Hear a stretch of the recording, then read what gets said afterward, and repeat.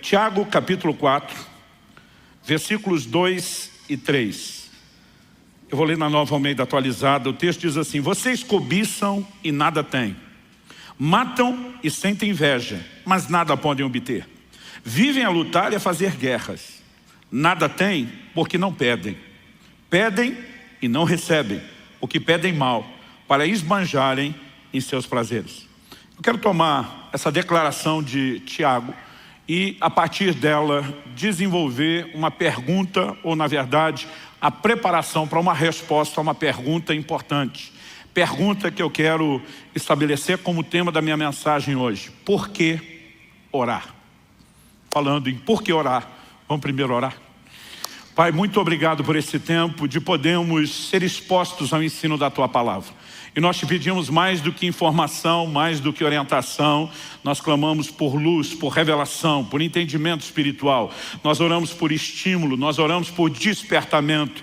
Nós oramos por aquele toque que acompanha a Tua Palavra, assim como aquela aplicação personalizada que só o Senhor pode produzir.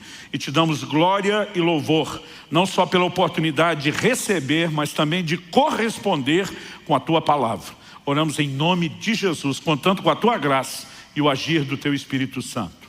Amém. Bom, esse texto que nós vamos tomar como ponto de partida, uma declaração que Tiago, inspirado pelo Espírito Santo, faz, destaca pessoas que almejam coisas que não alcançam. Então, ele começa no início do verso 2 dizendo: vocês cobiçam e nada têm. A ideia da cobiça, não fala apenas de um desejo errado, mas de um anseio que não é suprido, que não é alcançado. Na sequência, ele diz: matam e sentem inveja, mas nada podem obter. De novo, a ideia é não alcançar aquilo que se deseja. Depois ele volta a enfatizar: vivem a lutar e a fazer guerra. Mas dessa vez ele conclui: nada tem porque não pedem. Ou como dizem as traduções mais antigas: nada tendes porque não pedis. Basicamente ele está dizendo que a razão de não alcançarem aquilo que querem é porque tentaram isso apenas pelas formas, eu diria, não só naturais, mas carnais, e excluíram aquilo que eu chamaria de uma grande chave de acesso à manifestação de Deus e ao sobrenatural, que é a oração. Em primeiro lugar, ele fala de pessoas que não experimentam a intervenção divina porque não oram. Mas depois ele fala de um grupo que até ora, mas não recebe de Deus, porque apesar de pedir, que é a coisa certa para se receber de Deus, orar, eles fazem a coisa certa do jeito errado e não conseguem resultados. Ou seja, tanto por um motivo não orar, como por outro orar de forma errada, eles acabam não acessando a intervenção divina. Eu tive o privilégio de nascer e crescer no lar cristão, então desde que eu me entendo por gente, eu ouço sobre oração. Mas eu tive o privilégio de ouvir não apenas o aspecto teórico da oração, gente falando a respeito do que a Bíblia diz ou da experiência de outros. Eu tive o privilégio de ver a oração funcionando dentro de casa enquanto eu era criado. E nesse ambiente de oração, nós vimos manifestações do poder de Deus e do sobrenatural na nossa família, que sempre tiveram um impacto positivo na minha vida. Mas foi depois dos 15 anos, com a experiência do batismo no Espírito Santo, que eu comecei a me sentir irresistivelmente, provocado, atraído para um lugar de oração. E digo irresistivelmente porque quanto mais eu entendi o que era a dinâmica de operação do Espírito Santo e quanto mais eu entendi que isso estava relacionado com a vida de oração, mais provocado eu me sentia. E por ser alguém que desde bem cedo começou a entender a importância pela própria Escritura do sobrenatural, eu queria viver isso. Eu sou de uma época onde já foi popular na igreja o ditado: onde há muita oração, há muito poder, uma clara referência ao poder de Deus. Mas onde há pouca oração, há pouco poder. Nem todo mundo concluía a terceira parte do ditado, que era óbvio: e onde não há oração, não há manifestação do poder de Deus. Então, eu sempre soube que a oração é uma chave de acesso para o sobrenatural.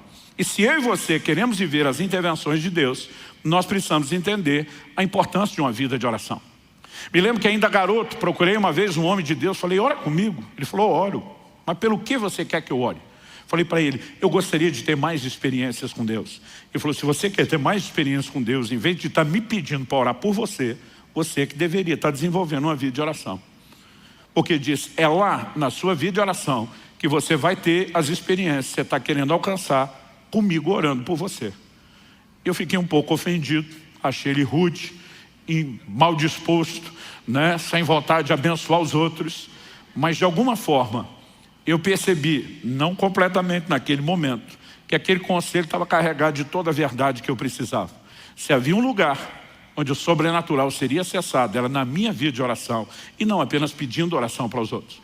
Quando você lê o livro de Atos, a maior parte das experiências extraordinárias narradas tem um pano de fundo em comum, que é uma vida de oração. No dia de Pentecostes, o que é que aquele povo estava fazendo no cenáculo? Atos 1,14 diz que eles perseveravam unânimes em oração. Então a experiência da visitação do Espírito Santo em Atos 2 foi gerada naquele ambiente de oração. Em Atos capítulo 3 nós temos um milagre de um paralítico sendo levantado na porta formosa do templo. A Bíblia diz que Pedro e João iam como de costume à hora da oração. Naquele desenvolvimento de uma vida de oração, eles começam a ver sinais e prodígios. Em Atos no capítulo 4, a Bíblia fala dos discípulos novamente sendo cheios do Espírito Santo. Mas não só eles, a Bíblia diz o lugar onde estavam reunidos tremeu. Você consegue imaginar uma reunião dessa? Onde o prédio, o ambiente que nós estamos todo é chacoalhado com o poder de Deus. E a Bíblia diz que todos foram cheios do Espírito Santo. E você vai seguindo a narrativa bíblica. Um anjo de Deus aparece para Cornélio, Atos 10. O que Cornélio estava fazendo? Orando. O apóstolo Pedro tem uma visão no telhado, em paralelo ao que está acontecendo com Cornélio. O que é que Pedro estava fazendo em cima do telhado, enquanto preparava a comida? A Bíblia diz que Pedro subiu, né, ao eirado para orar. Quando você olha a visão que Ananias tem, e o Senhor aparece a ele, tem um contexto, não só Ananias, mas Paulo especificamente, está 3 dias trancado, sem comer nem beber, orando, né? E o Senhor se manifesta a Ananias dizendo, vai lá, impõe suas mãos sobre Paulo, e nós vemos a experiência sendo provocada. O Senhor Jesus aparece para Paulo no templo. O que é que Paulo estava fazendo lá no templo? Piquenique? Não, estava orando. E você percebe que a oração é de fato uma porta para o sobrenatural, não apenas para experiências, mas também para vivermos, além das respostas às orações, um nível maior da manifestação do reino de Deus nessa terra.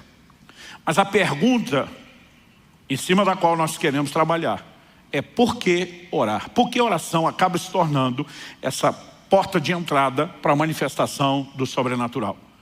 E eu quero, antes de tentar trabalhar o conceito correto, eu quero trabalhar 2 questionamentos que eu particularmente me fiz muitas vezes e já vi muita gente, né, fazer o mesmo tipo de indagação e pergunta. Em primeiro lugar, eu quero trabalhar a ideia de que a oração não é meramente informativa. Ela não tem o propósito de comunicar a Deus uma necessidade. O Deus onisciente, que conhece tudo, o Deus presciente, que conhece as coisas antes de acontecerem, não precisa ser informado sobre um problema. Então, a oração não cumpre um papel de informar Deus sobre uma necessidade, uma vez que Ele já sabe de tudo. O segundo questionamento diz respeito à vontade de Deus. Muita gente me pergunta, mas Deus não faz o que quer, quando quer, como quer, do jeito que quer, uma vez que Ele é soberano? Eu digo para as pessoas, não confunda soberania com unilateralidade. Deus não age sozinho. Ele chama o tempo todo o homem para um lugar de interação. E Ele só faz isso porque Ele quis. Ele decidiu ser soberano do jeito dele. De vez em quando eu vejo gente dizendo que se Deus depende do homem para fazer alguma coisa, Ele não é soberano. Eu digo, se Ele precisar estar reduzido ao seu conceito de soberania, é que Ele não é soberano. Ele é soberano do jeito que Ele quer. Se Ele decidiu agir assim, se Ele decidiu revelar na sua palavra que as coisas funcionam assim, elas são assim, ponto final. Mas estritamente, quando você pensa, se Deus faz o que quer, como quer, do jeito que quer, então por que nós vamos orar? Ele já vai fazer o que faria, independente de eu orar. Ele não vai fazer nada porque eu orei. Então por que Ele me mandaria? Não apenas deixaria a porta aberta, mas me mandaria orar para que Ele faça o que Ele já ia fazer, independente da minha oração? Se nós não entendemos essas questões, provavelmente a nossa vida de oração não vai ser provocada ao nível de resposta que eu e você precisamos que ela seja. Então, há algumas verdades nas quais eu quero trabalhar, e eu vou mexer primeiro nesses 2 conceitos, para só depois responder por que orar. Então, uma das coisas que eu e você precisamos levar em consideração é que o reino de Deus, como um todo, suas verdades, seus princípios, não deveriam sofrer o que muitas vezes nós fazemos, que é uma leitura emocional. Um dia eu perguntei para alguém, por que é que você ora a Deus? Ela falou, eu oro a Deus porque Deus pode fazer qualquer coisa. Eu falei, mas o fato dele poder não significa que ele vai fazer. Uma pessoa rica pode dar muito dinheiro para uma pessoa pobre, em necessidade. Mas o fato de que ele pode não significa que ele vá fazer, a menos que ele queira. Eu falei, então apenas acreditar que Deus pode, não leva a mim e a você, provavelmente, a nenhum lugar prático, a menos que a gente entenda que Ele queira. Então a oração, ela precisa nos levar além do entendimento de que Deus pode agir. Nós precisamos compreender que o Deus que nos mandou orar tem prazer em responder orações e decidiu usar essa forma para que Ele pudesse se mover e realizar coisas extraordinárias na terra. Quando eu e você entendemos por que orar, nós vamos entender que Deus nos chamou a esse lugar de oração, porque nossas orações são parte fundamental do processo para que o sobrenatural se manifeste na terra. E aí nós começamos a entender que o Deus que nos chamou a orar não apenas pode, mas Ele quer responder, e isso já faz toda a diferença.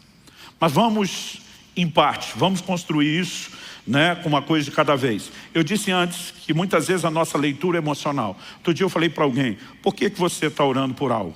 Ela falou, não, porque Deus sabe que eu preciso. Eu falei, mas se Ele já sabe, por que você está falando para Ele?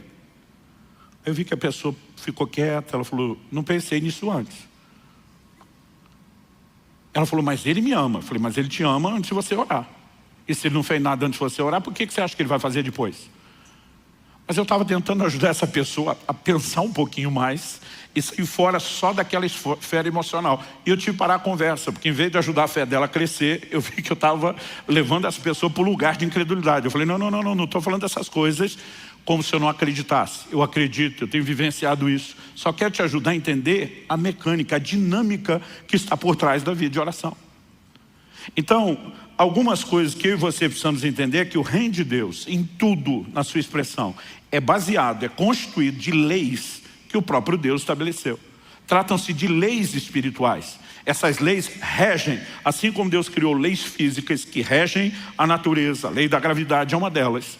E mantém todas as coisas no seu devido funcionamento. O reino espiritual tem leis que o Criador estabeleceu. E nós precisamos entendê-las para que a gente possa se mover de forma adequada dentro do reino de Deus, não com mero conceito emocional, mas com consciência, com revelação bíblica. Então, a primeira questão é que nós precisamos jogar fora dessa equação a ideia de que oração é informativa. Eu lembro quando adolescente, vi um pastor pregando sobre oração e ele falou, você precisa argumentar com Deus a ponto de convencê-lo que você precisa de algo. Pensei, se eu tiver que convencer Deus, eu estou lascado. Falei, é uma disputa injusta. Ele já sabe o argumento que eu vou usar antes, você está preparado para tudo? Eu falei, quem que ganha uma discussão dessa? Quem que argumenta nesse nível? E eu percebi que embora a tentativa daquela pessoa fosse boa, a intenção fosse boa, muitas vezes algumas declarações que transformamos de uma forma absoluta, elas não são bem assim. Eu e você precisamos entender que o propósito da oração não é informar Deus. Jesus diz em Mateus capítulo 6, quando no Sermão do Monte está ensinando sobre oração, ele diz, versículos 7 e 8, e orando, não usem vãs repetições como os gentios, porque eles pensam que por muito falar serão ouvidos. Não sejam, portanto, como eles, porque o Pai de vocês sabe o que vocês precisam antes mesmo de pedirem. Ou seja, antes de você pedir, Deus já sabe o que você precisa. Então, na hora que você pedir, e Jesus não está dizendo para não pedir. Quando você olha o texto, ele está justamente dizendo, quando vocês orarem, orando, ou seja, é para orar, mas ele está dizendo, o propósito da oração não é informar Deus. Pastor, o senhor está dizendo que a gente não deveria repetir a oração? Não é isso que Jesus está falando. Ele está dizendo que nós não devemos usar de vãs repetições. Em outras palavras, acredito que ele está falando que a oração não deve ser transformada numa fórmula, numa espécie de reza que é repetida e você tem o conceito errado de que vai vencer Deus na canseira. Alguns acham que por muito falar serão ouvidos. Já vi gente distorcer o que Jesus ensinou em Lucas 18. Quando ele conta uma parábola sobre uma viúva que é chamada de viúva importuna. Já vi gente dizendo, você tem que importunar Deus, incomodar Deus. E eu olho e digo, não foi isso que Jesus ensinou. Jesus fala de uma viúva que importunou um juiz iníquo. Esse juiz não é a figura de Deus. Ele não reflete o caráter de Deus. Ele é um homem ímpio, sem valores. Ele não estava nem aí para fazer justiça para aquela mulher. Mas ele cedeu pela importunação, porque foi incomodado. O que Jesus está fazendo não é a comparação desse juiz com Deus, é um contraste.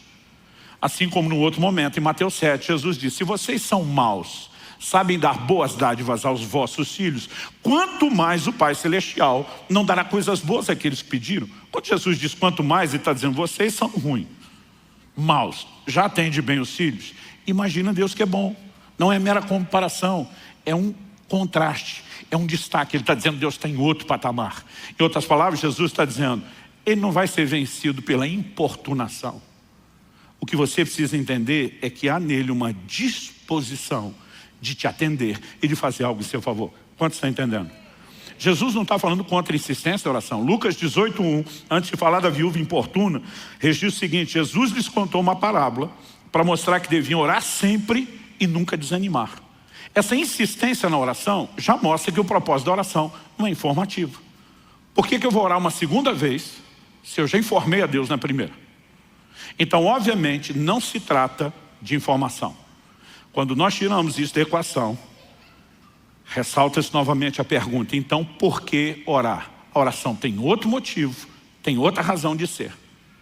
Ah, pastor, mas a Bíblia usa aquela expressão sobre lembrar a Deus. Esse é um texto que você vai ver muito, em especial no contexto do Velho Testamento. Por exemplo, Isaías 62, 6 e 7, o próprio Deus falando: sobre as tuas muralhas, ó Jerusalém, pus guardas que jamais se calarão, nem de dia nem de noite. Vocês que farão com que o Senhor se lembre, não descansem, nem deem a ele descanso, até que restabeleça Jerusalém e a ponha por objeto de louvor na terra. É uma palavra do próprio Deus.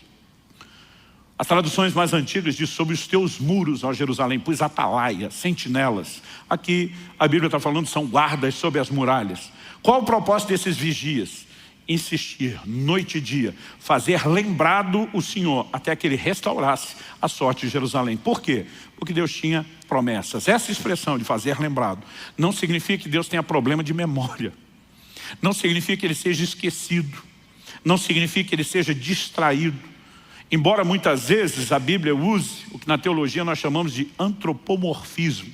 Essa palavra grande, complicada, fala de Deus usando figuras que o homem necessita a fim de poder entender aquilo que ele não tem um outro paralelo para entender. Então, quando a Bíblia diz que os olhos do Senhor passam sobre a terra, não significa que os olhos dele necessariamente sejam como os meus e os seus. Quando a Bíblia fala da mão do Senhor, não significa que necessariamente Deus tem uma forma física humana como a nossa ou como a que Jesus assumiu. Também não estou negando isso, mas não significa que seja necessariamente assim. Muitas vezes essas palavras nos ajudam a entender paralelos espirituais para os quais não existiria uma outra forma de nos descreverem. Por exemplo, estava conversando essa semana no carro com a minha filha numa viagem. Eu falei: interessante a Bíblia dizer que no dia do tribunal do juízo vão se abrir os livros, porque todo o registro de antigamente, quando essas verdades foram escritas, era feito na forma de livros.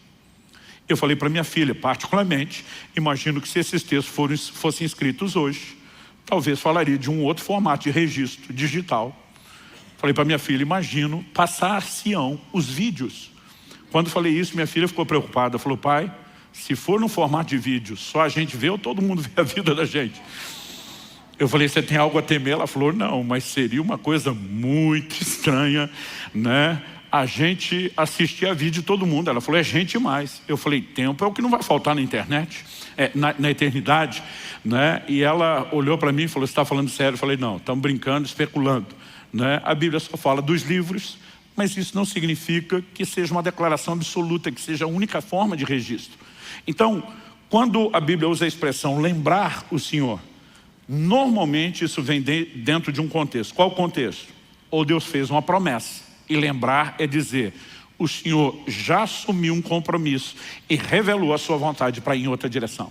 Então Jerusalém estava vivendo um momento delicado e complicado, mas Deus estava dizendo: eu coloquei atalaias sobre os muros, intercessores, pessoas que vão clamar noite e dia até que Deus reestabeleça. E eles têm o propósito de estar lá declarando diante de Deus o que é que ele falou, o que é que ele prometeu, o que é que ele sinalizou querer fazer. Agora, se ele já prometeu, já sinalizou querer fazer, porque alguém tem que orar para que isso aconteça?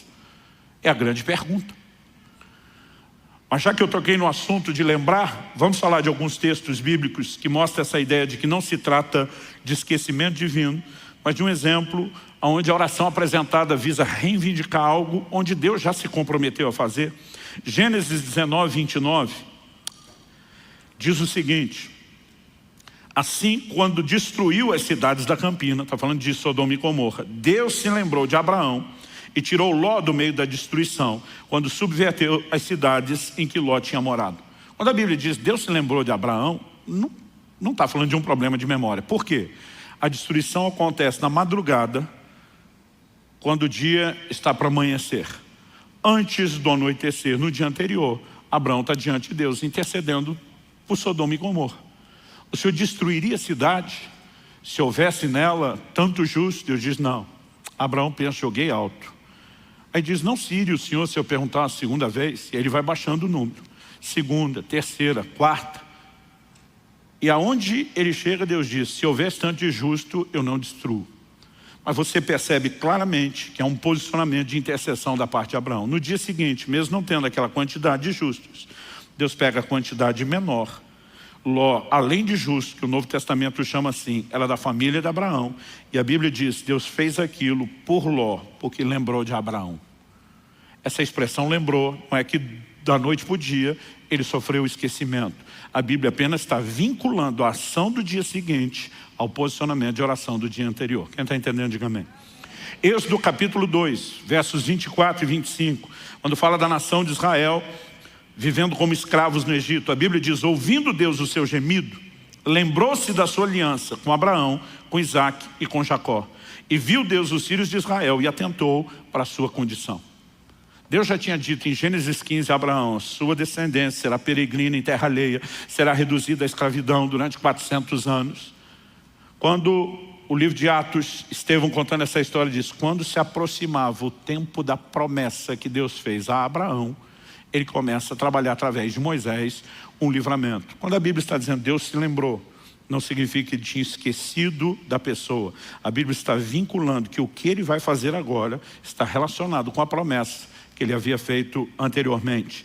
Nós vemos o mesmo exemplo numa intercessão de Moisés em Êxodo 32, quando ele está no monte. O povo faz um bezerro de ouro, enquanto ele está recebendo de Deus os 10 mandamentos, toda a revelação. Deus sinaliza que vai destruí-los. Depois nós vamos olhar com calma esse texto. Moisés, na sua oração, ele diz para Deus, lembra-te de Abraão, de Isaac e de Israel, teus servos, aos quais por ti mesmo tens jurado. Em outras palavras, foi o Senhor que fez uma promessa para eles. O Senhor está preso àquilo que falou e prometeu. Lembra daquilo que o Senhor falou. Nesse momento de oração, ele não está tratando de Deus esquecido, mas a expressão lembra, tudo que eu vou orar agora está vinculado ao que o Senhor já falou e prometeu. Em Neemias, no capítulo 1, dos versículos 8 a 11, quando a nação de Israel viveu o seu apogeu, o ápice da apostasia, foi levada para o cativeiro de Babilônia. E agora findam os 70 anos dos quais Jeremias havia profetizado que duraria o cativeiro. Um processo de restauração está acontecendo. Esdras lidera a restauração do templo. Mas Neemias diria na sequência para a restauração não só dos muros, mas da cidade de Jerusalém. E a Bíblia diz que no momento de oração, ele se dirige a Deus antes de, na condição de copeiro do rei que ele era, antes dele poder interceder em favor de uma volta para poder ajudar o povo.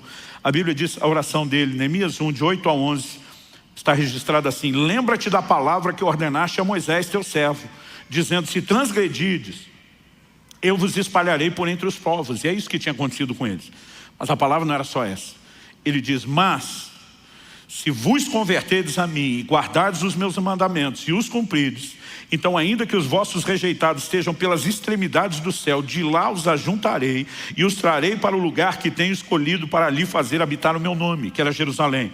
Estes ainda são teus servos. Agora ele está falando para Deus em favor do seu povo. E o teu povo que resgataste com teu grande poder e com a tua mão poderosa. Ah, Senhor, estejam, pois, atentos os teus ouvidos à oração do teu servo, e a dos teus servos se agradam de temer o teu nome. Concede que seja bem sucedido hoje o teu servo e dá-lhe mercê perante esse homem. A Bíblia diz que ele termina dizendo, nesse tempo eu era copeiro do rei. Essa expressão, lembra-te da tua palavra, Lembra daquilo que o Senhor falou. Nunca tem um papel informativo. Já que o senhor esqueceu, estamos aqui te fazendo recordar. É apenas um posicionamento de reivindicação. É a sua promessa, é a sua aliança, é o seu compromisso. E daqui a pouco nós vamos entender a importância de orar alinhado à vontade de Deus. Mas em primeiro lugar, a gente precisa eliminar a ideia de que não se trata meramente de informação. Em segundo lugar, vamos procurar entender esse questionamento a respeito da vontade de Deus. Se Deus faz o que quer, quando quer, só do jeito que quer, como se Ele agisse de forma unilateral, qual o sentido de orar? Como eu disse antes, Ele já vai fazer o que Ele quer, independente da gente pedir ou não. E se a gente pedir alguma coisa que Ele não quer, Ele também não vai mudar o que quer porque a gente pediu. Então qual o sentido de orar? Não só qual o sentido de orar, qual o sentido de Deus nos mandar orar? Será que isso tudo seria mera encenação? Será que Deus apenas olhou lá do céu e disse, esse povo não tem o que fazer, vamos deixar eles acreditar que eles influenciam alguma coisa, mesmo que isso não leve eles a lugar nenhum? Será que é assim que Deus agiria? Será que essa seria a dinâmica do seu caráter? Vamos iludi-los para alguma coisa que não produz resultado? Nós sabemos que isso não é verdade. Por quê? A Bíblia traz afirmações recorrentes de que Deus ouve o clamor dos homens. Ao que diz Josué, capítulo 10, versículo 14, quando se refere ao dia em que, naquela batalha para ajudar os gibeonitas contra os cananeus, a Bíblia diz que Josué orou e Deus faz parar o sol.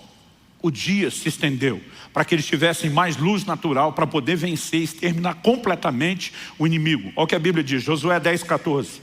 Não houve dia semelhante a esse, nem antes nem depois dele, tendo o Senhor assim atendido a voz de um homem, porque o Senhor lutava por Israel. A Bíblia diz que Deus atendeu a voz de um homem. A Bíblia não diz que isso aconteceu apenas porque Deus predeterminou no seu conselho por si mesmo que faria isso, alguém pedindo ou não. Aliás, essa palavra traduzida, atendeu. E eu particularmente acredito que atendeu é a melhor opção de tradução no contexto. Mas ela muitas vezes é traduzida como ouvir, no sentido não só de escutar, mas de realmente responder e atender alguém. E ela muitas vezes é traduzida como obedecer. Nós sabemos que isso não se aplica a Deus, porque nós devemos obediência a Ele, não Ele a nós. Mas a Bíblia está dizendo que Deus fez porque um homem pediu. E eu não sei você, mas eu fico empolgado com essa ideia de que de alguma forma a nossa voz possa ser ouvida. É lógico que Josué está orando dentro do escopo da vontade revelada de Deus. Deus disse, vocês vão avançar, vocês vão conquistar a terra, nenhum inimigo vai resisti-lo durante todos os seus dias, eu vou lutar por vocês. Então ele se posiciona e diz, está do nosso lado, precisamos de mais luz do dia. Não queremos que o Senhor lute em nosso lugar, mas já que o Senhor luta por nós conosco, nos dê mais luz, nos deixe exterminar todo mundo. E um milagre sem precedentes aconteceu. A Bíblia diz, não houve dia como esse, nem antes nem depois. Deus atendendo a voz de um homem. Então algo que eu e você precisamos questionar é onde é que fica a vontade de Deus quando estamos falando sobre oração. No Salmo 6, 9, eu estou escolhendo um de muitas menções nos Salmos, Davi diz, o Senhor ouviu a minha súplica. O Senhor acolhe a minha oração. Ou seja, ele não está falando de Deus fazer apenas algo que quis, mas está falando de Deus literalmente atender aquilo que ele clamou a Deus para que Deus fizesse.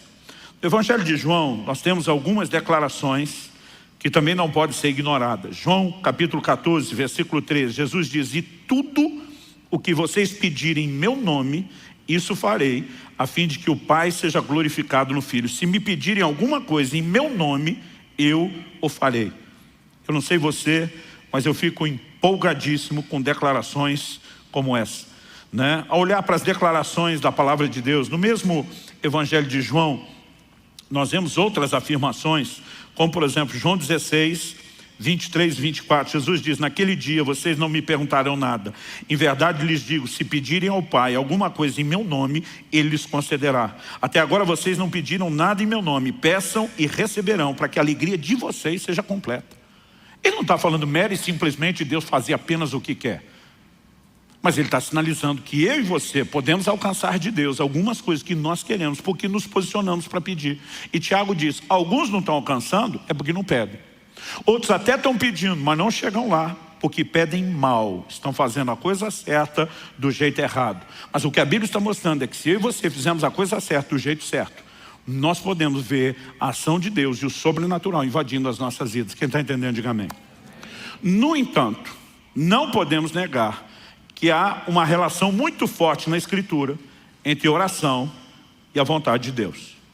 É inegável, não dá para desvincular essas duas coisas. Por exemplo, em Mateus no capítulo 6, no versículo 10, na oração do Pai Nosso, Jesus está nos ensinando não uma reza, mas um modelo de oração. Ele nos ensina a dizer: venha o teu reino, seja feita a tua vontade. Pergunta: se a vontade de Deus se estabelece na terra sem oração, por que é que Ele mandou a gente orar para a vontade dele ser feita? Nós estamos falando de uma simples encenação? Ou existe alguma relação entre orar e a vontade de Deus poder ser executada, poder se manifestar? Eu particularmente acredito na segunda opção e não na primeira. Uma outra coisa que nós não podemos deixar fora da equação é que orar alinhado com a vontade de Deus é garantia de resposta. 1 de João, capítulo 5, versículos 14 e 15 diz o seguinte: essa é a confiança que temos para com Ele, que se pedimos alguma coisa segundo a sua vontade, Ele nos ouve. E se sabemos que Ele nos ouve quanto ao que lhe pedimos, estamos certos de que obtemos os pedidos que lhe temos feito. Então ele diz: se oramos segundo a sua vontade, somos ouvidos. Se somos ouvidos, certeza que vamos alcançar o que é que nós estamos pedindo. Então a oração que é feita segundo a vontade de Deus é um tiro certeiro. Pastor, como podemos saber a vontade de Deus ao orarmos? Em primeiro lugar, o que Deus já revelou na Escritura, o que Deus já revelou na palavra. Em segundo lugar, eu e você podemos lidar com questões que são de ordem personalizada. Não são detalhes que estão nas Escrituras.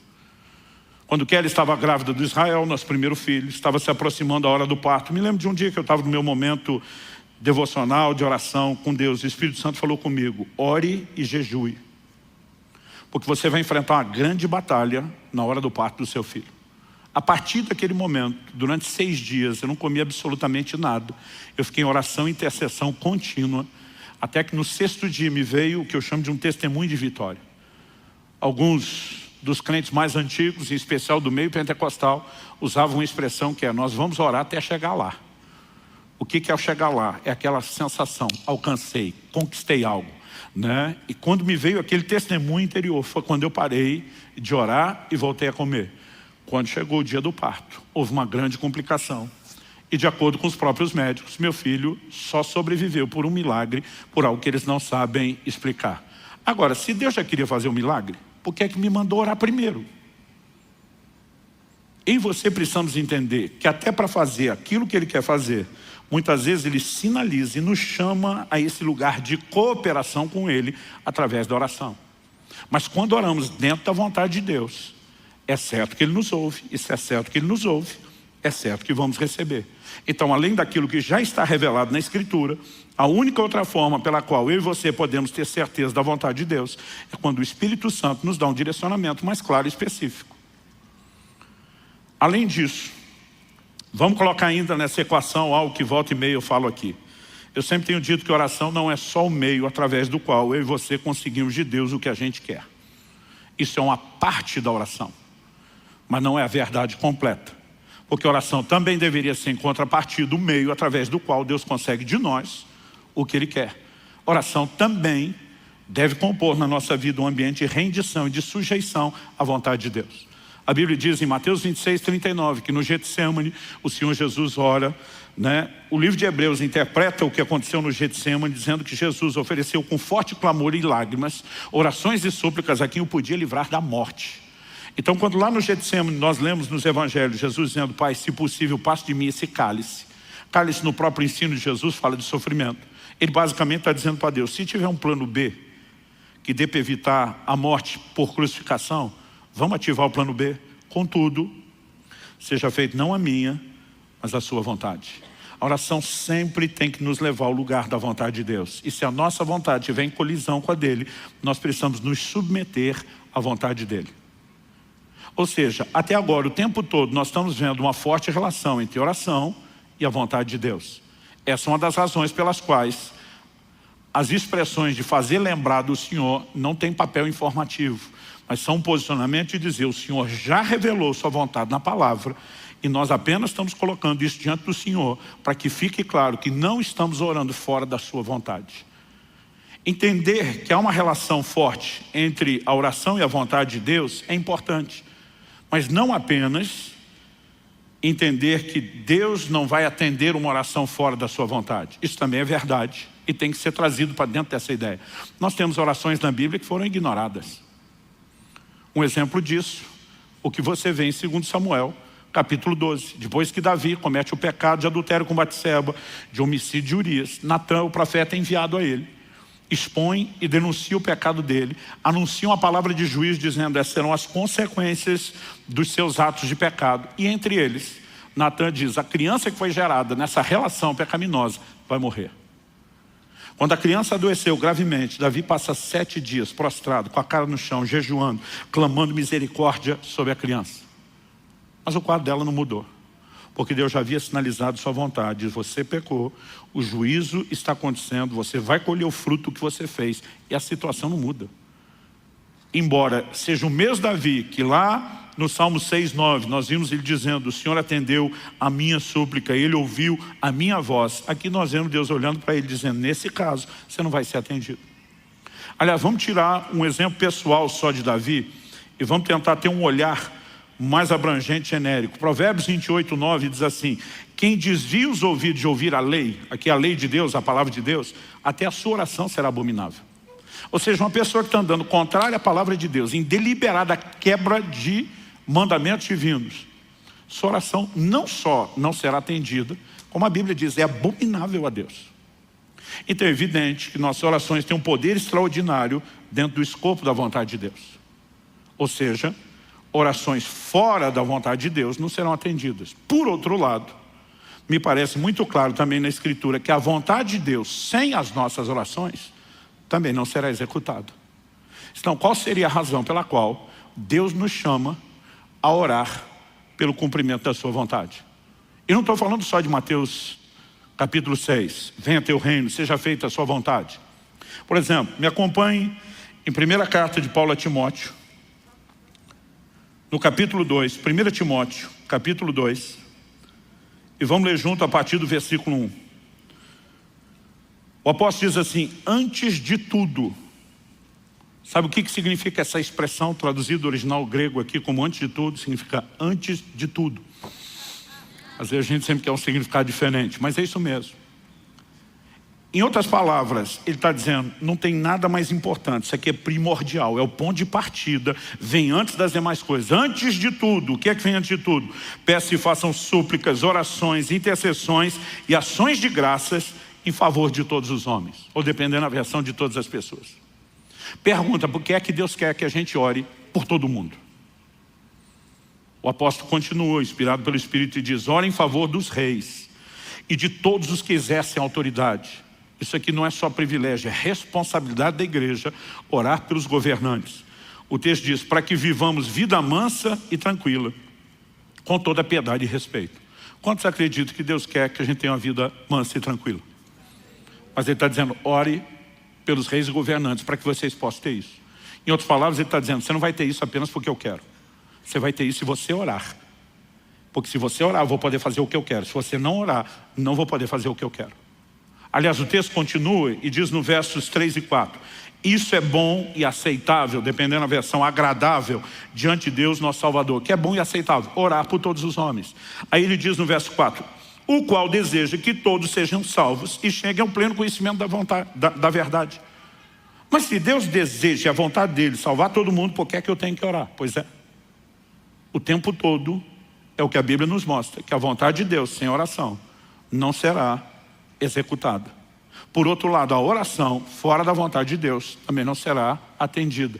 Mas existe uma combinação entre oração e vontade de Deus que se torna uma química explosiva. E aí nós voltamos à pergunta do início. Por quê? Por que a oração é tão importante e necessária? E acredito que para a gente poder responder isso, nós precisamos de uma visão panorâmica, abrangente, maior.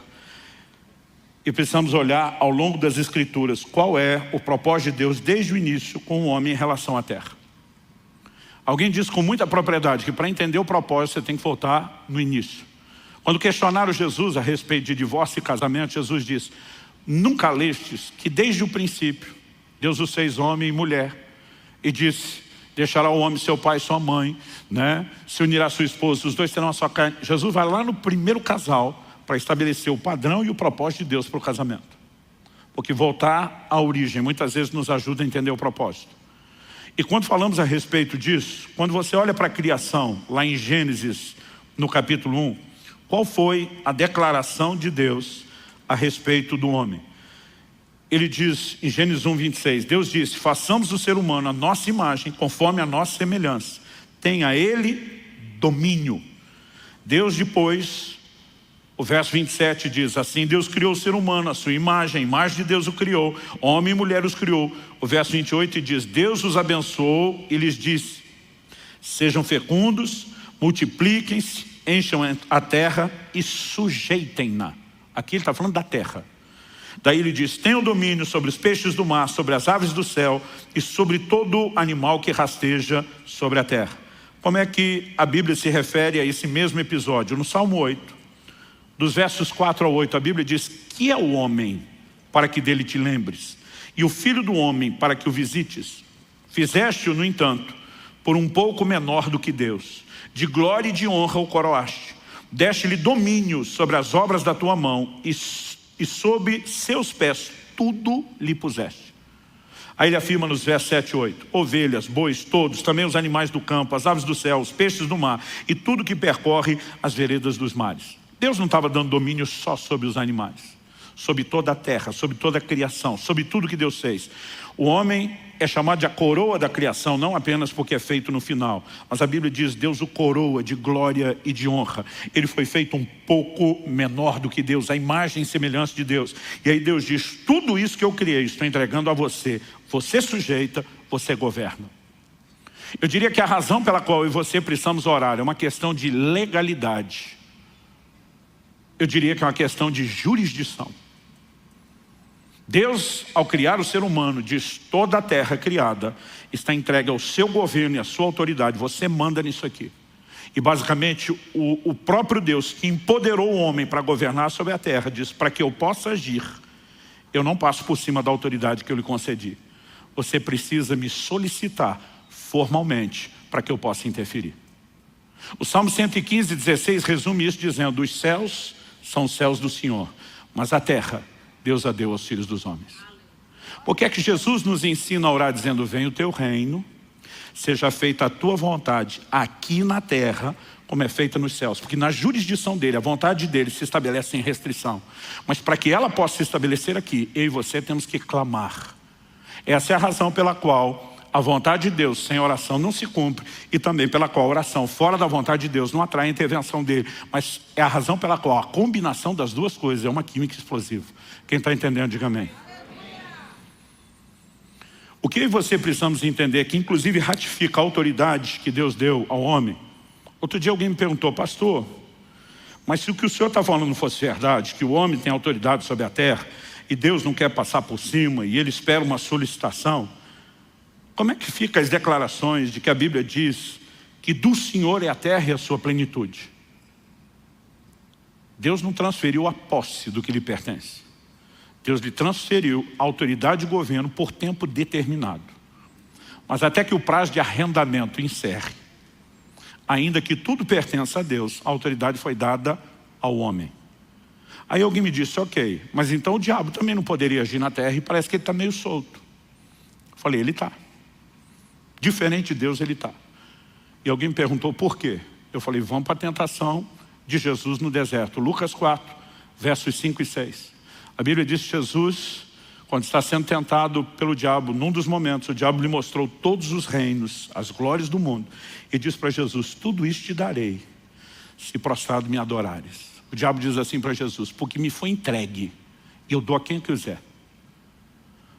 Jesus não olha para o diabo e diz: mentiroso, nada disso é teu. Até porque se fosse mentira, não seria uma tentação. Jesus nem questiona o que o diabo está dizendo, se ele tem o poder de entregar ou não. Ele apenas diz: está escrito, ao Senhor teu Deus adorarás, e só ele servirás. E Jesus sabia muito bem que ele veio para tomar tudo aquilo de volta como Redentor, sem precisar se curvar diante do diabo, sabendo que quem vai se curvar diante dele é o próprio Satanás. Mas tirando o mérito do que faria, nós precisamos entender. Agora, se o diabo está dizendo, me foi entregue, eu dou a quem quiser, a pergunta é quem entregou? Foi Deus? Não. Deus entregou tudo isso na mão do homem. Quem que pôs na mão de Satanás? O homem. 2 de Pedro 2,19 diz que quem é vencido em algo se torna escravo daquele que o vence. Quando o homem peca, tudo aquilo que Deus lhe confiou, toda a sua autoridade, automaticamente é transferida.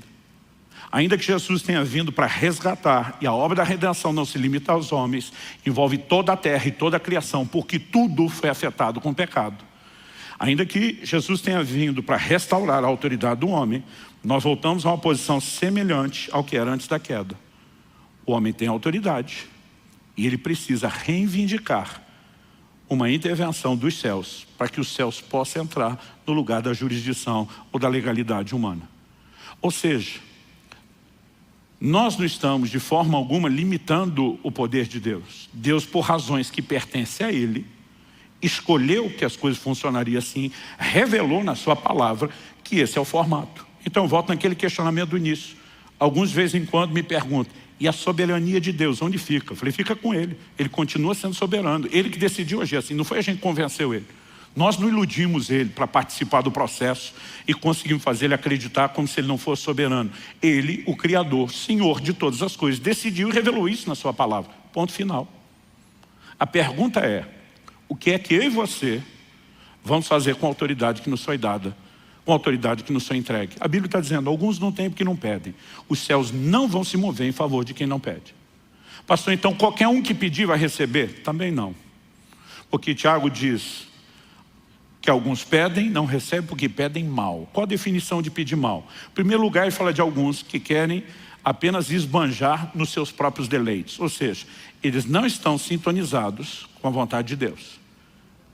E não é porque para Deus agir na terra, ele precisa da solicitação do homem, que o homem aqui na terra manda Deus fazer o que ele quer e não o que Deus quer. Então nós precisamos entender esse outro lado. Segundo, uma das definições de uma oração bem-sucedida está lá em Tiago capítulo 1. Ele começa falando de sabedoria e termina falando de toda e qualquer outra coisa. Ele diz, tem algum de vós falta de sabedoria? Tiago 1,5. Peça a Deus que a todos dá liberalmente. Eu amo essa frase. Deus dá de forma generosa, liberal. Mas ele diz, peça porém com fé, não duvidando. Ele diz, porque o que duvida é semelhante à onda do mar que é levada e agitada pelo vento. Ele diz, não pense tal homem, o que duvida, que receberá do Senhor coisa alguma. Então aqui nós temos um outro elemento. Se qualquer petição funcionasse, todo mundo estava sendo atendido em toda e qualquer coisa. Mas porque a oração ela precisa não só estar alinhada à vontade de Deus, mas ser feita com fé, é que muita gente no processo acaba tendo orações sem resultado, sem nenhuma efetividade. Porque a necessidade de fé, Deus determinou, o justo viverá da sua fé. Tudo que eu e você vamos receber de Deus estão nos depósitos da graça. Como que a graça é acessada? Romanos 5,2 diz, pela fé nós temos acesso à graça. Então eu e você precisamos entender a importância da fé. E aqui de novo, para que a gente entenda como fazer bem o que deve ser feito, nós voltamos na importância da palavra de Deus. Porque orar a própria palavra. Porque a fé vem por ouvir a palavra. A palavra de Deus não sinaliza só a vontade de Deus e o que Ele quer fazer, mas a revelação da sua vontade nos inspira fé, nos inspira confiança e a convicção de que Ele fará aquilo que Ele já disse que faria. Então nós nos posicionamos em cima da palavra. Agora o que você precisamos atender e entender é que mesmo as promessas de Deus, elas não têm garantia de cumprimento automático. Algumas promessas bíblicas são de fato incondicionais. Por exemplo, a vinda de Jesus. Quer você acredite, quer não, ela vai acontecer. Quer você esteja pronto, quer não, ela vai acontecer. Mas muitas promessas são claramente condicionais. Hebreus capítulo 6, versículo 12, diz que eu e você temos que nos tornar imitadores daqueles que pela fé e perseverança herdam as promessas. Ou seja, sem fé ninguém vai herdar a promessa. Em 1 Timóteo 1,18, Nós vemos Paulo declarando a Timóteo: de acordo com as profecias que foram ditas a teu respeito, combate firmado nelas o bom combate. Ou seja, se o que Deus falou vai se cumprir automaticamente, por que é que eu tenho que lutar por isso? Mas aí eu e você precisamos entender que uma das razões é que o nosso posicionamento de fé vai nos levar a experimentar a intervenção divina. Quem está entendendo, diga amém. Com isso em mente, eu queria que a gente fosse lá para Êxodo capítulo 32. Êxodo capítulo 32, eu quero ler do versículo 7 ao 14. Eu só citei esse texto antes e agora nós vamos ler junto. Quando Moisés sobe o Sinai, passa 40 dias diante do Senhor, sem comer nem beber, envolvido na nuvem da glória de Deus, recebendo de Deus os mandamentos. No final desse período, a Bíblia diz: então o Senhor disse a Moisés: vá, desça, porque o seu povo, o povo que você tirou do Egito, se corrompeu e depressa se desviou do caminho que eu lhe havia ordenado. Fez para si um bezerro de metal fundido, o adorou e lhe ofereceu sacrifício, dizendo: são estes, ó Israel, os seus deuses, que tiraram você da terra do Egito. O Senhor disse ainda a Moisés: tenho visto esse povo, e eis que é povo teimoso. Agora, pois, deixe-me, para que se acenda contra eles o meu furor, e eu os consuma, e de você farei uma grande nação. Em primeiro lugar, vamos entender, antes de continuar a ler aqui do 11 ao 14, algumas verdades. Uma coisa que precisa ser separada na Bíblia, quando falamos do plano e do propósito de Deus, é o individual do coletivo. São duas coisas bem distintas. Por exemplo, quando a Bíblia fala sobre a linhagem de Abraão, a nação de Israel, dentro do plano e do propósito de Deus, a Bíblia diz que os dons e a vocação de Deus são irrevogáveis. O que Ele prometeu para a nação, para a linhagem de Abraão, vai se cumprir. Ao longo do processo, nós vemos gerações dessa linhagem que falhou e que Deus simplesmente rejeitou. Não significa que Ele descartou o propósito coletivo, mas quando indivíduos falham, eles são trocados. A razão pela qual Saul foi substituído por Davi é porque, como indivíduo, Saul falhou e o plano coletivo de Deus para a nação não poderia falhar. Essa talvez seja a mensagem principal de Esther 4,14. Quando Mardoqueu, seu tio, manda a ela um recado. Foi solicitado a ela que intercedesse pela sua nação, pela sua linhagem, diante do rei. E ela disse: se eu entrar sem ser chamada, eu posso ser punida com a morte. Mardoqueu manda o seguinte recado para ela: se de todo te calares agora, de outra parte se levantará socorro e livramento a Israel. Ele diz: mas quem sabe, se não foi para um tempo como esse que chegasse a ser rainha. Em outras palavras, ele está dizendo: filha, você acha mesmo que ganhou esse concurso de beleza e está no lugar que está, sem nenhum plano ou propósito de Deus? Será que não foi justamente para uma hora como essa, de necessidade do reino, que Deus te plantou e estabeleceu aí? Mas ele está dizendo: vou dizer, se mesmo assim você recuar e der uma de frouxa agora, Deus vai resolver o problema coletivo através de outra pessoa, mas você será substituída dentro do propósito individual como canal de livramento.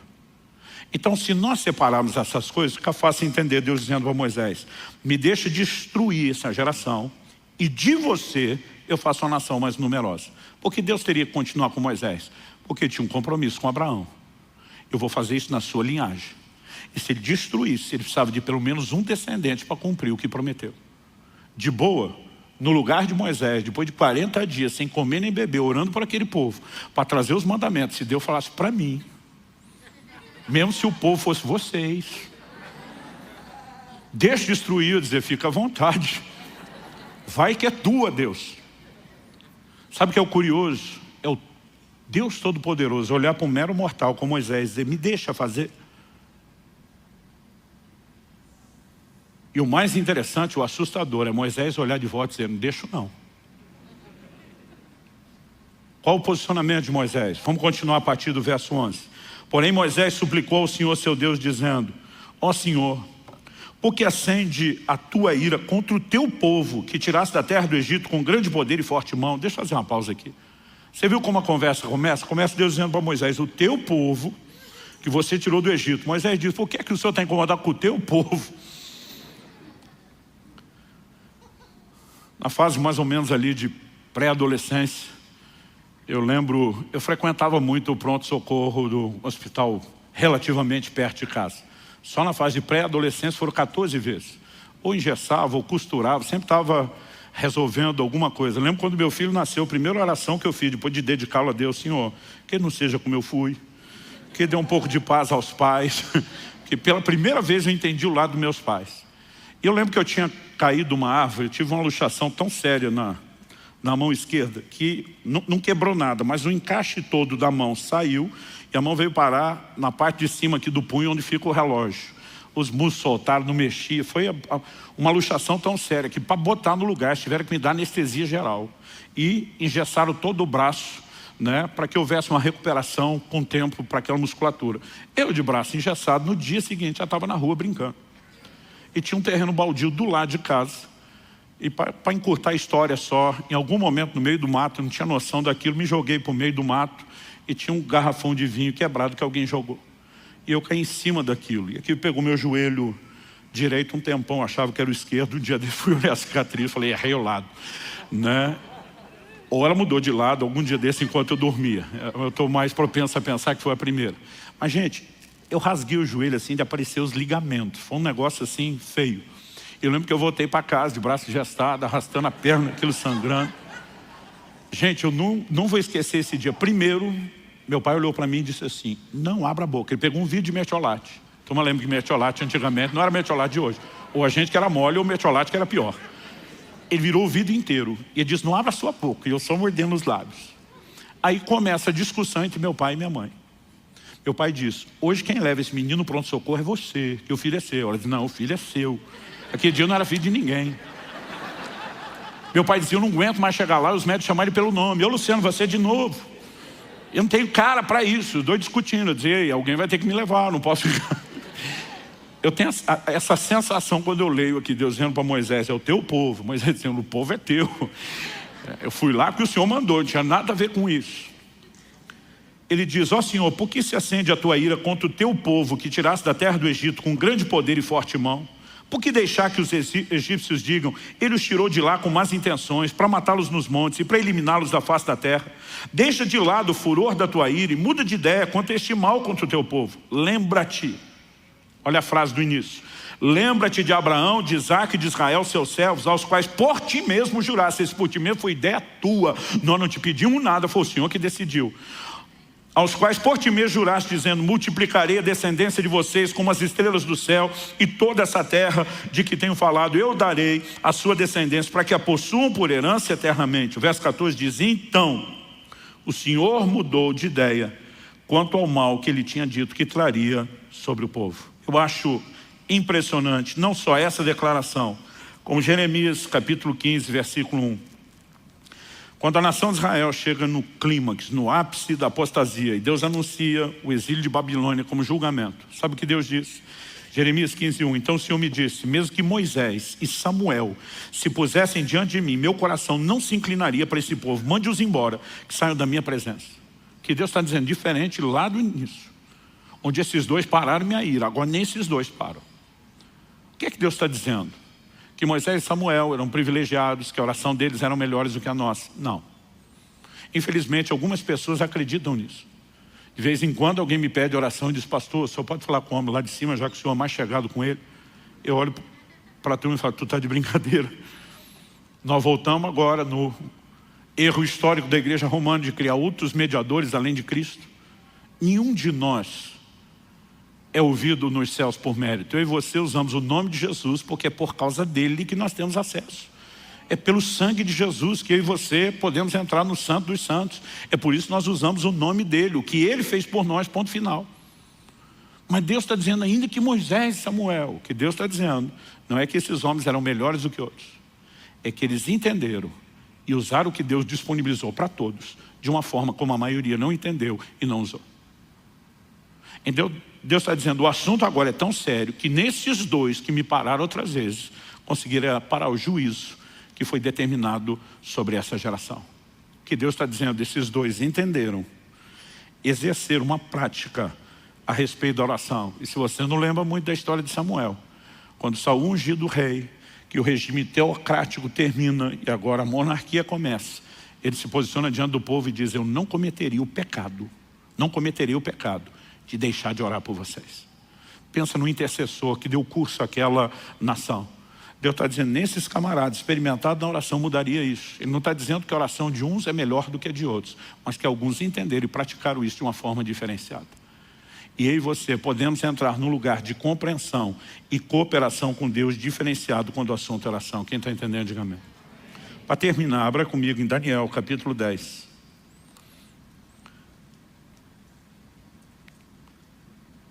Daniel, capítulo 10. Nos versículos 2 e 3, Daniel fala que durante 3 semanas ele pranteou, ficou de luto, chorou. No verso 3 ele diz, não comi nada que fosse saboroso, não provei carne nem vinho, não me ungi com óleo algum, até que passaram as 3 semanas. Esse foi o tempo de jejum e de oração. No final delas, um anjo de Deus apareceu para Daniel. No verso 12, Daniel explica e diz, então ele, aqui ele é uma referência ao anjo. Então ele me disse, não tenha medo, Daniel, porque as suas palavras foram ouvidas desde o primeiro dia em que você dispôs o coração a compreender e a se humilhar na presença do seu Deus. Foi por causa dessas suas palavras, do primeiro dia, que eu vim.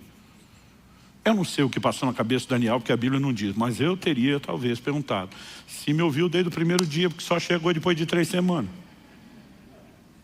A verdade é que o anjo antecipou a resposta. Ele diz no verso 13, mas o príncipe da Pérsia, ou do reino da Pérsia, me resistiu durante 21 dias. Ele está dizendo, levou 3 semanas para eu chegar, apesar de eu ter saído no primeiro dia. Porque houve resistência, eu fui resistido. Por quem? Pelo príncipe da Pérsia. Ele não está falando de um príncipe humano. Nenhum homem poderia parar um anjo. O poder e a força de um anjo, revelado na Bíblia, é incomparável. Nenhum homem poderia pará-lo. Mas Efésios capítulo 6, verso 12, diz que diferente de Israel do Velho Testamento, nós, o Israel de Deus hoje, a Bíblia diz, nossa luta não é contra a carne e o sangue. Nós não batalhamos fisicamente. A Bíblia diz, nossa luta é contra principados, potestades, dominadores, dependendo da versão, as hostes espirituais da maldade. Há toda uma hierarquia no plano espiritual. E nós vemos que os demônios também têm questões territoriais e que existem príncipes, por isso são chamados de principados sobre nações. Quem era a Pérsia?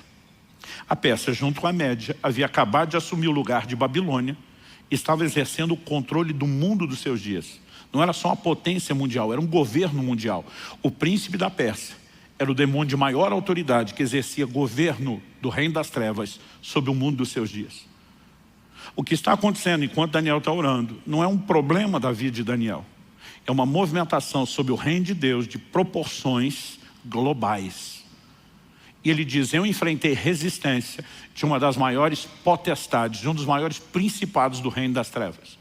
Tanto que ele diz no verso 13, porém Miguel, um dos príncipes mais importantes, outras traduções diz, um dos primeiros príncipes, a NVI diz um dos príncipes supremos, veio me ajudar e eu fiquei ali com os reis da Pérsia, mesmo com a ajuda de Miguel. Quem é Miguel? Patente alta, um dos primeiros príncipes.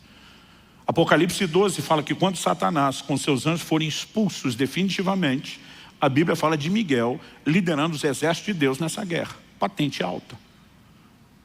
O anjo está dizendo para Daniel, a briga está tão feia que eu precisei da ajuda de Miguel, um dos primeiros príncipes.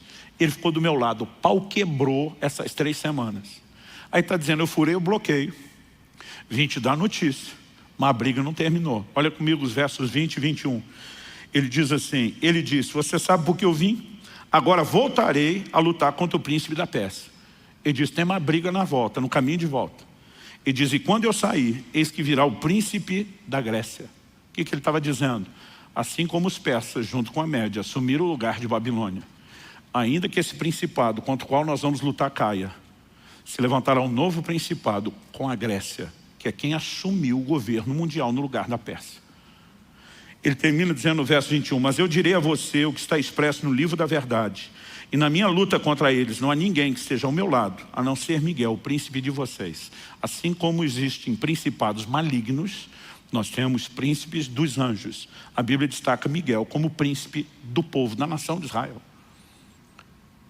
Há uma guerra acontecendo no plano espiritual. A pergunta é, se Daniel parasse de orar no segundo dia dizendo, acho que esse negócio não está funcionando, qual teria sido o custo dessa guerra e dessa batalha?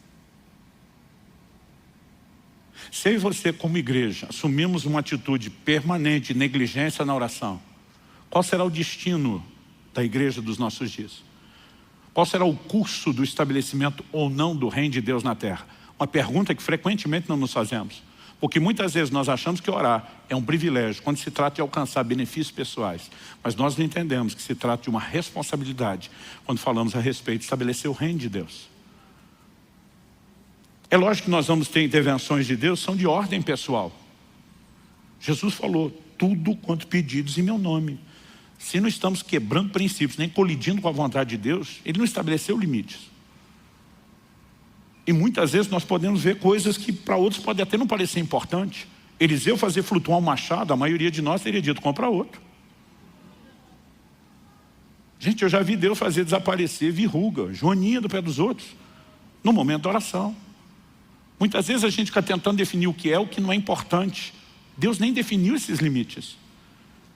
Eu gosto sempre de lembrar, no início do meu ministério, quando estava mais quebrado que arroz de terceira, não estava nem no estado de poder chamar a mulher de meu bem, que é um perigo para quem está quebrado, que às vezes o banco confisca, porque era solteiro, nem meu bem tinha. Mas eu lembro de um fim de ano, eu estava pregando numa cidade, estava acompanhado de um outro pastor, e eu vi uma propaganda de um certo panetone. Gente, quando eu vi aquilo, falei para Deus, eu queria tanto esse panetone do mais caro, não tem dinheiro para comer nem o barato. Falei, mas o Senhor diz tudo quanto pedirem. Lá na Bíblia não está escrito menos panetone, área, questões gastronômicas. Eu falei, eu aplico fé.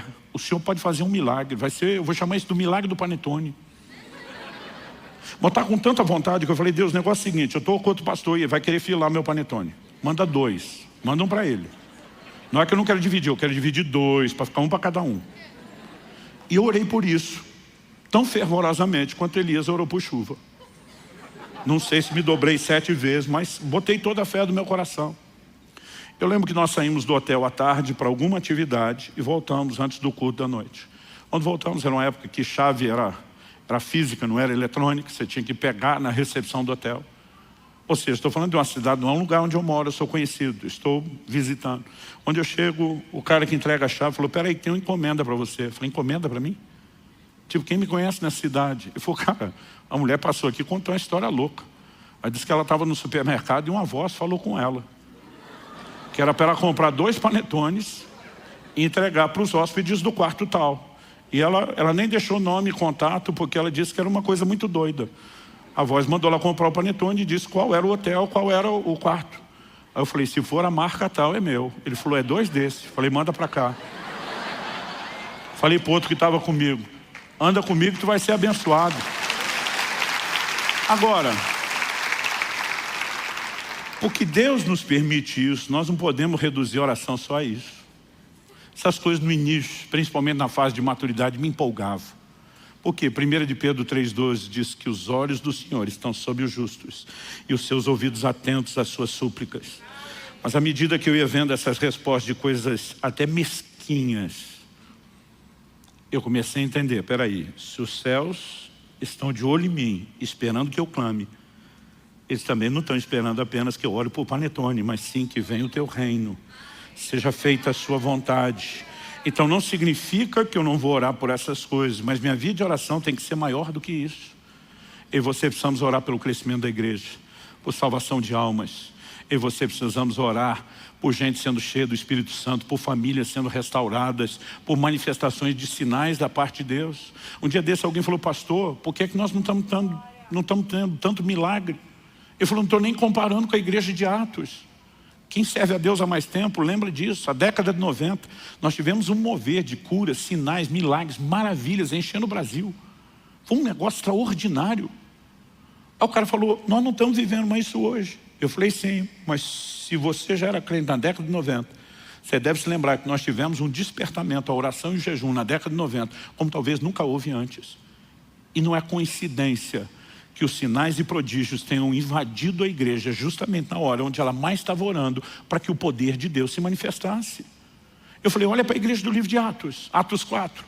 Antes de tremer o lugar onde eles estão reunidos, eles estão orando dizendo, Senhor, concede que anunciemos a tua palavra com toda intrepidez, enquanto o Senhor estende a mão para operar sinais, milagres, prodígios, por intermédio do nome do teu santo servo Jesus. Enquanto eles oravam por sinais, eles viviam sinais. Agora nós somos parte de uma igreja acomodada, que mal é mal, ora só olhando para o próprio umbigo, mas está esperando que o reino de Deus se expanda com poder.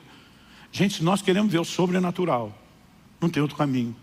Nós vamos ter que resgatar a arte perdida da oração, do jejum, voltar a andar em fé, ter um posicionamento diante de Deus, porque à medida que fazemos isso, não estamos vivendo só um privilégio, nós estamos cumprindo com uma responsabilidade. Quem está entendendo, diga amém.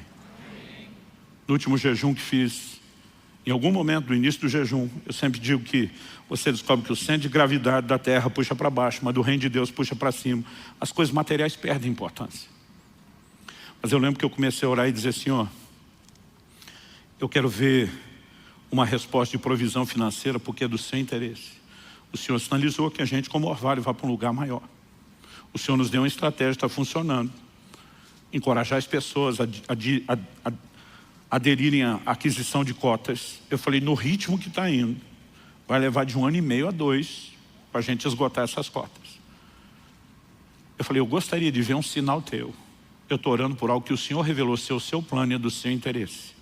Eu gostaria de ver, até o final do jejum, uma intervenção do Senhor nessa área, que me encha de coragem e convicção de que essa é a sua direção e que o Senhor está tão comprometido com isso quanto eu ou mais.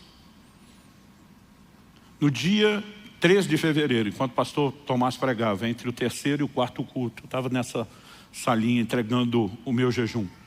Foi uma refeiçãozinha de nada, mas naquele ato simbólico, eu agradeci a Deus e entreguei. Uma das primeiras coisas que aconteceu quando eu saí porta fora, uma pessoa me para e diz, Deus me mandou fazer algo.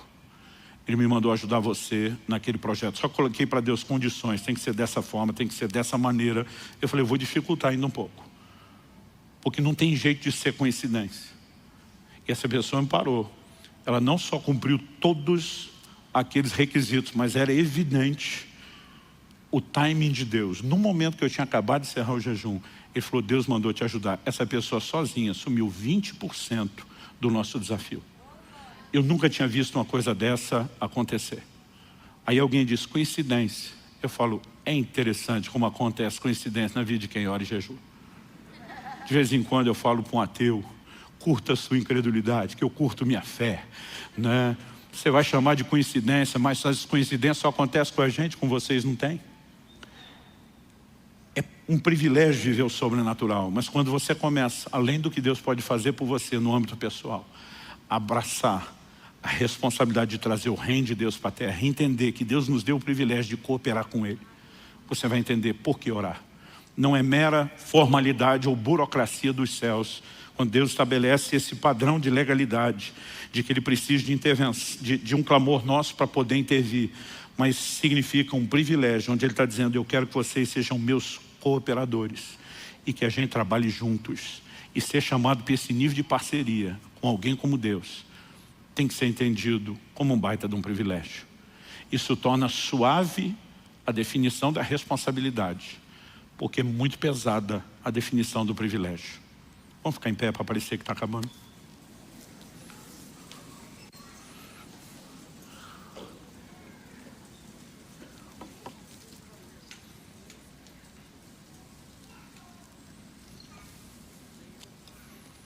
Esqueceram de me avisar que era para terminar antes. A culpa nem é minha.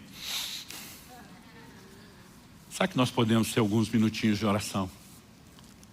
Onde a gente possa, diante de Deus, dizer, Senhor, que essas verdades sejam entendidas, que elas sejam absorvidas, que elas entrem, que elas produzam resultado na nossa vida. Fale com Deus no seu lugar, do seu jeito, da sua maneira, com as suas palavras. Meu Deus, a Tua palavra foi anunciada e a nossa oração não é apenas por entendimento e aplicação personalizada. É que aquilo que o Senhor começou, está começando nesse momento, não pare no final dessa reunião. Nós oramos que junto com a verdade comunicada venha despertamento, venha Teu sopro de vida, venha uma mobilização no coração de cada um dos Teus filhos e filhas, para render-se ao Teu chamado, não um convite, mas uma convocação, para que possamos nos doar mais à oração, ao jejum, à interação contigo para o estabelecimento do Teu reino. Nós queremos ver mais do sobrenatural. Nós clamamos que o poder celestial se manifeste, que a Tua glória possa de fato ser derramada, invadir a terra, que a terra se encha da Tua glória como as águas cobrem o mar. e que nós possamos, ó Deus, cooperar contigo dia a dia nesse processo. Desperta-nos não apenas para um entendimento melhor, mais profundo, mas para esse despertamento, para esse lugar de correspondência contigo. Permita-nos vivenciar experiências novas e maiores, crescer de uma forma prática, no entendimento, na escola da oração, debaixo da liderança do Teu Espírito, que é chamado nas Escrituras de o Espírito de súplicas. Pai, nós clamamos por um agir poderoso do Teu Espírito nas nossas vidas como indivíduos, na nossa vida como igreja, como corpo. Que o Espírito Santo venha turbinar a nossa vida de oração com uma nova perspectiva, com um novo entendimento, um novo despertamento. Nós clamamos em nome de Jesus. Em nome de Jesus. Que o Teu Espírito nos leve a essa escola de oração, a esse ambiente onde aprendemos por meio da compreensão da Tua palavra, mas também de forma prática, vivenciando intervenções e manifestações dos céus, que nos provoquem a nos dedicar cada vez mais, de forma progressiva, a uma vida de oração. Nós suplicamos em nome de Jesus. Nós clamamos pela restauração, pela restituição do sobrenatural na vida da igreja, nas nossas vidas, como indivíduos, nas nossas casas. Queremos viver mais das Tuas intervenções. E oramos que isso não apenas supra necessidades pessoais, que o Senhor nos use como uma espécie de vitrine, que o Seu nome seja glorificado e exaltado, que a fé de outros seja provocada e inspirada. Nós clamamos em nome de Jesus. O Senhor, se referindo à Sua igreja, diz que ela seria chamada casa de oração. Nós queremos cumprir esse papel. Suplicamos graça e favor do Senhor, bem como o Teu toque, em nome de Jesus. Em nome de Jesus. Se você crê e concorda, diga amém. Se você recebe essa palavra, diga eu recebo, em nome de Jesus. Glória a Jesus.